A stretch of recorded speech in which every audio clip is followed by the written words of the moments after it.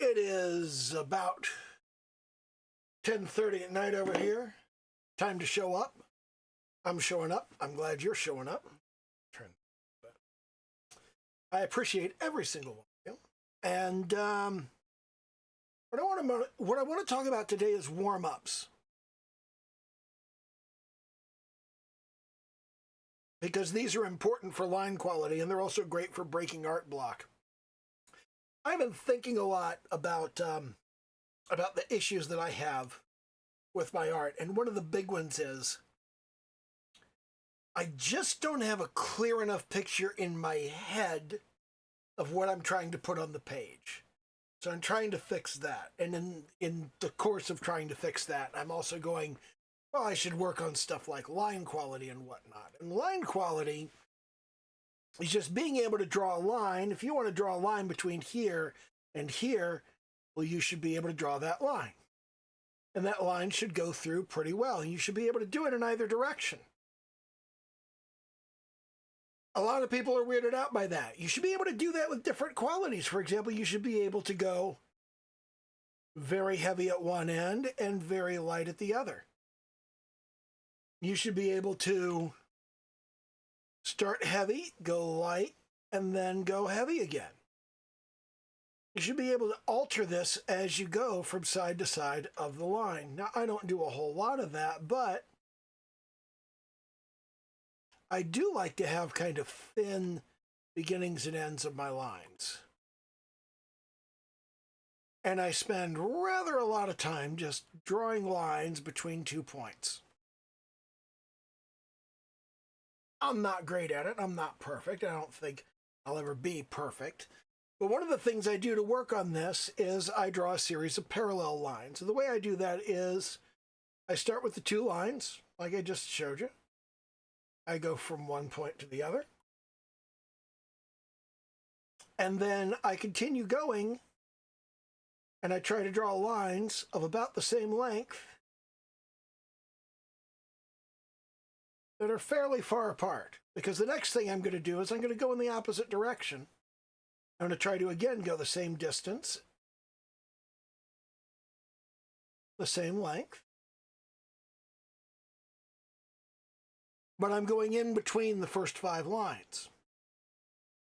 And you can then go ahead to do that again,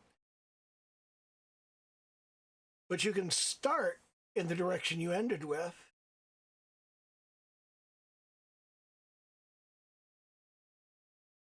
and then you can go in between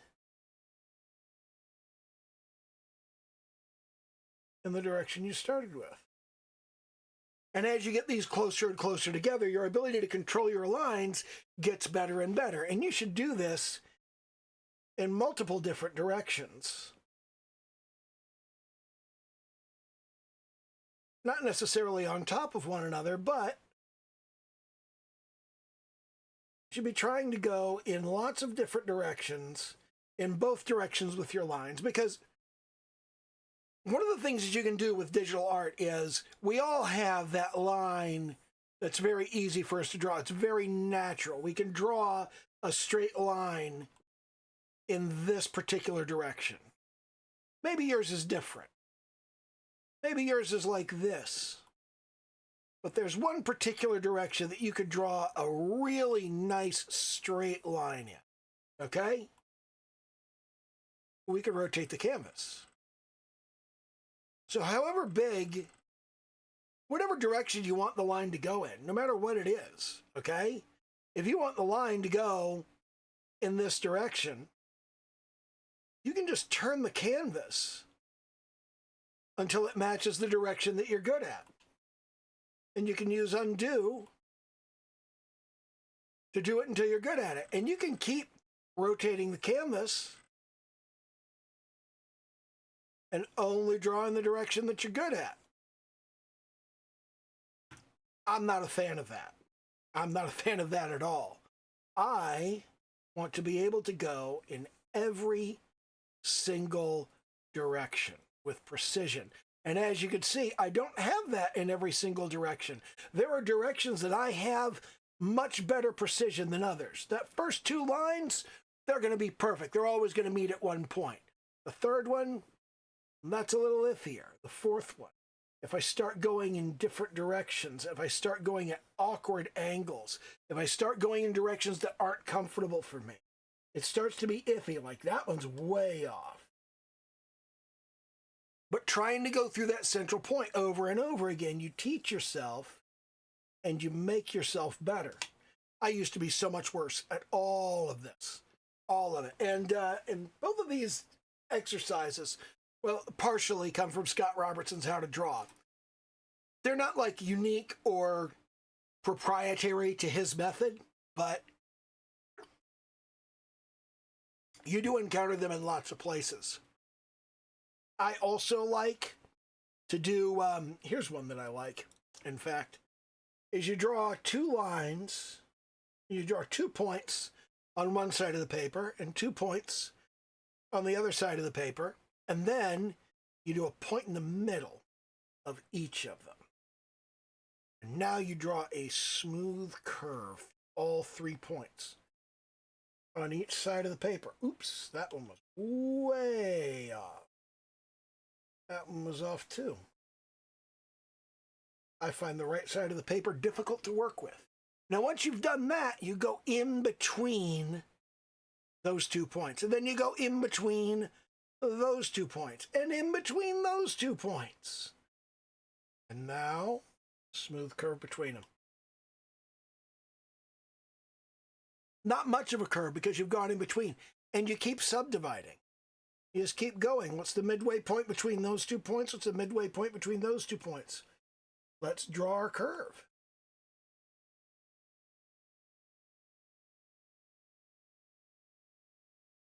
You get better at this over time. And as you're doing this, you're doing something you have to do a lot. Not just draw the curve between these points, but visually identify the midway point. Here's a point, here's a point, here's the middle.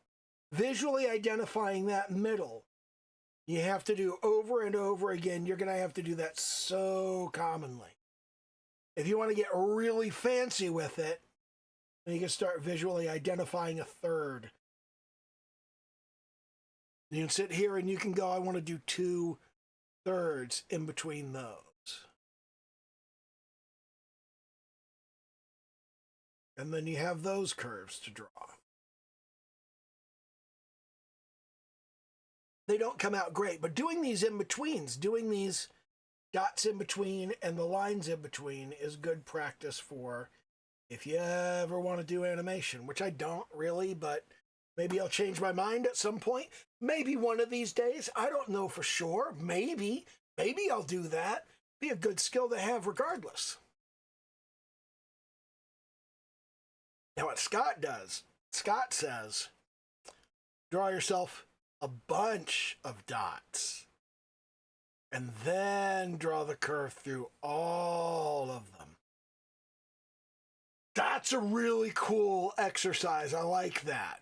I like drawing the curve through lots of dots. I think that works out really well. I think it's very much a thing that you'll need to do because you go, yeah, the car will have it'll have a nice flat top, but then it'll curve around. It'll come down to here, and then that'll curve around and come down to here. And if you try to do that in bits and pieces, it's not going to come out right. But if you start out, you go, it's going to come across to here, and then it's going to curve down to here, and then it's going to curve around, and then it's going to come up and curve back around to here. If you can go smoothly through all of that, you're going to be able to do much more convincing, much smoother, much nicer drawings. And going through those multiple lines, those multiple curves, I think that's great. I think that's a great exercise. Now, the thing I'm really bad at is ellipses. I'm not good at ellipses at all. I am not good at them. They're okay. There's an ellipse. There's the major and minor axis. How does it look? It's close. I think I was off on the major axis. And then when you do the minor axis, well, now you can see that's a very fat. This whole side here is very fat.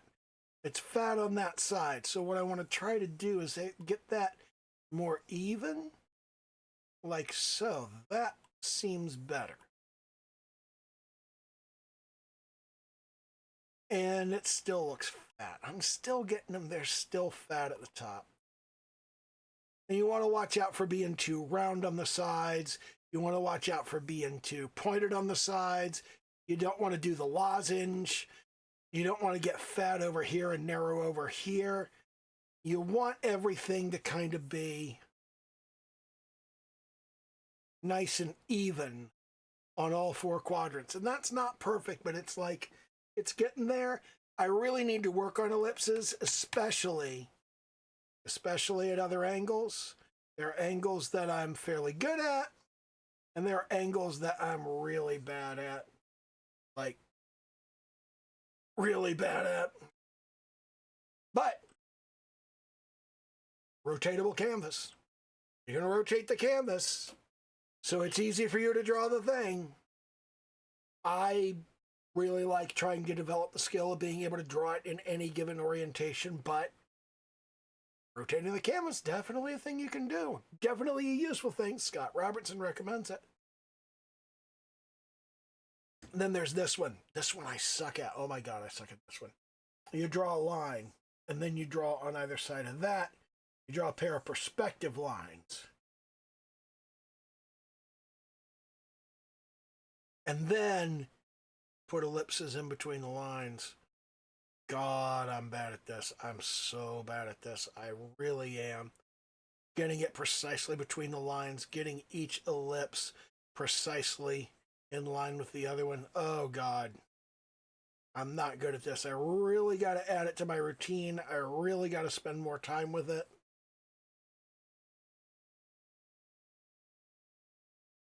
But, yeah, not great at this. Doing it in both directions is another thing I want to be able to do. I want to be able to draw both clockwise and Widdershins. Not good at that. But those are good warm-ups. Those are good things to do. I've had a day. I've had a real day. My my neighbors are out of town until Thursday. They're out of town basically for the whole week. And on Saturday, their farmhand doubled over in pain in the middle of his workday, and he had to go to the emergency room, and he had to get surgery and have an appendectomy. So, so the guy who feeds their horses the week they're out of town, he can't lift or carry anything. So, so I got a phone call, and they're like, "Okay, we need some help. Can you come over and feed the horses all week?" And yeah, I'll come over and feed the horses. And Luis is a trip because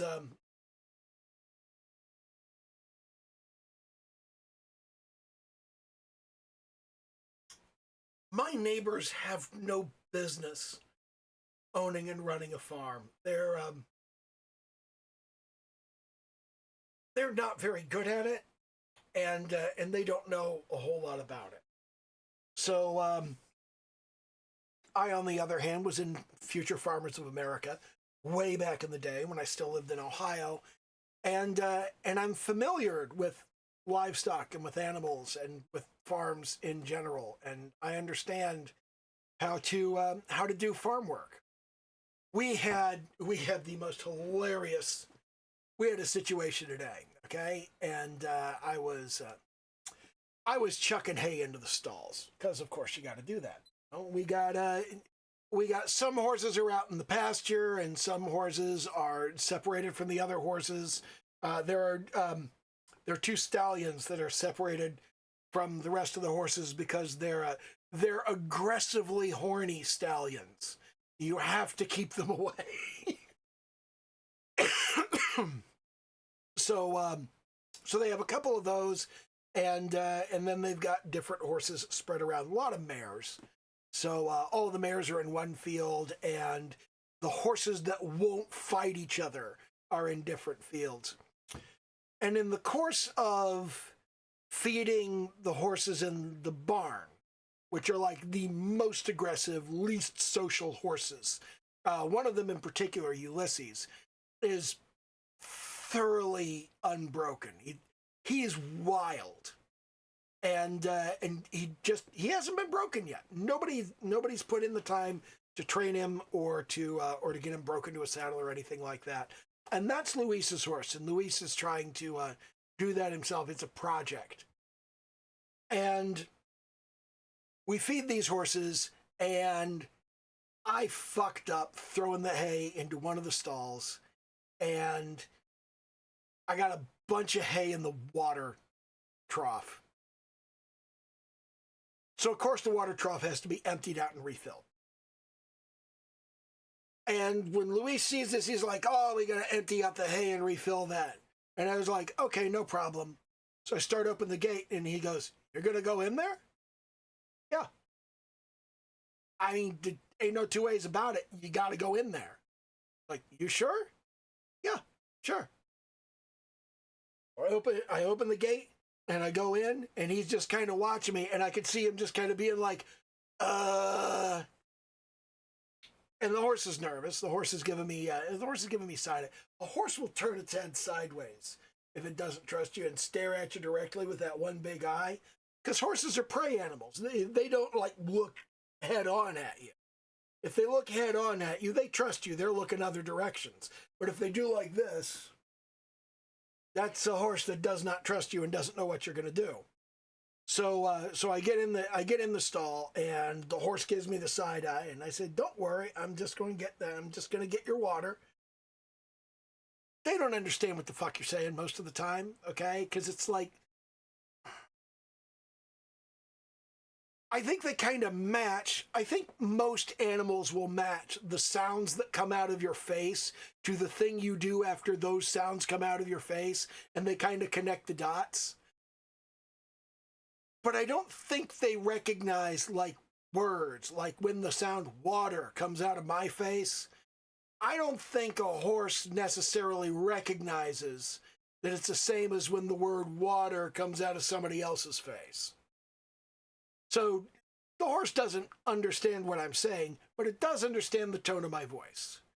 It does understand it's going to be okay. It does understand body language. So I go over and I get the water, I pull it over, and I open up the gate, and I bring the water out, I dump it out, and I take it back in, and I put it in there. And in retrospect, I was looking over this, and because the horse was so close to the gate, and I had to get past the horse to get the water, I think what Luis was concerned about was, how do you communicate to somebody who's going to go into the stall with a strange horse that you should absolutely not walk behind a horse when it's eating? That's a terrible idea. The horse is already nervous. You walk behind it when it's eating, it thinks you're trying to, like, sneak up on it. And it will kick you in the head, and you will fucking die. It's not a good scene. So I kind of feel like Luis was standing there going, how do I tell him this in the tiny amount of space that I've got before he does it? And I think he was stuck making that decision long enough to realize, oh, he's not going to do that. But he was very nervous about that. And the horse was fine, actually. It wasn't an issue at all. I get along fine with horses. I get along well with them. I don't know that I'd go in Ulysses' stall. I don't know that I'd do. I don't think I'd try to pat Ulysses on the nose. I don't. Yeah, Ulysses is very skittish. He's and you got to respect animals. You got to respect the. You got to respect the way they see the world, and you got to respect the way they feel about the world. Because if you don't, they will make you.